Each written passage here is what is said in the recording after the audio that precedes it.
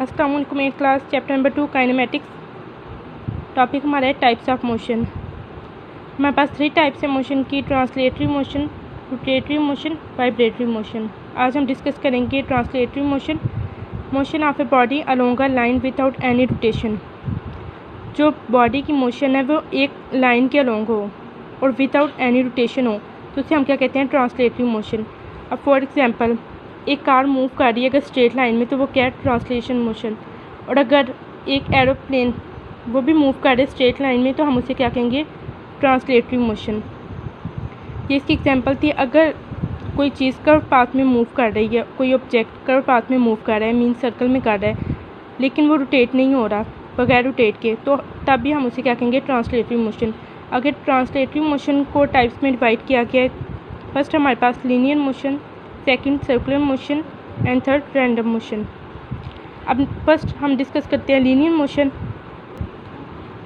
Straight line motion of a body is called linear motion. अब body की जो straight line motion है, movement है, उसे हम क्या कहते हैं, लीनियर मोशन। जो बॉडी स्ट्रेट लाइन में मूव कर रही है तो वो हमारे पास क्या होगी, लीनियर मोशन होगी। अब फॉर एग्जांपल जो एरोप्लेन है या जो कार है, अगर वो स्ट्रेट लाइन मूव कर रही है रोड पे तो उसे हम क्या कहते हैं, लीनियर मोशन। अगर हम एक गली से दूसरी गली तक स्ट्रेट मूव कर रहे हैं, ठीक है, सीधा जा रहे हैं, तो वो भी क्या है, लीनियर मोशन है बॉडी की। सर्कुलर मोशन, अब नाम से ही शो है कि सर्कुलर है, मीन सर्कल में।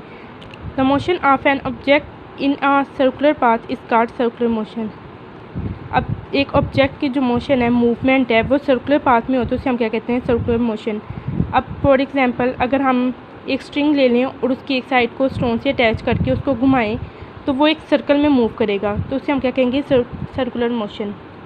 अब जो टॉय ट्रेन है और जब वो मूव करती है सर्कुलर ट्रैक पे, जैसे हमारे बुक में भी दिखाया गया है, फिगर में दिखाया गया है कि जो बच्चों के खिलौनों में टॉय ट्रेन होती है वो मूव करती है सर्कुलर ट्रैक में तो उसे हम क्या कहते हैं, सर्कुलर मोशन है। सिमिलरली बाईसाइकिल या कार की जो मूविंग है सर्कुलर ट्रैक में तो वो किसको प्रोसेस कर रही है, सर्कुलर मोशन की। और अर्थ जो साउंड के अराउंड मूव कर रही है और जो मून अर्थ के अलोंग तो वो भी क्या है, सर्कुलर मोशन है। तो ये हमारे पास सर्कुलर मोशन की एग्जांपल्स थी। नेक्स्ट हमारे पास है रैंडम मोशन। डिसऑर्डर्ड और irregular motion of an object is called random motion.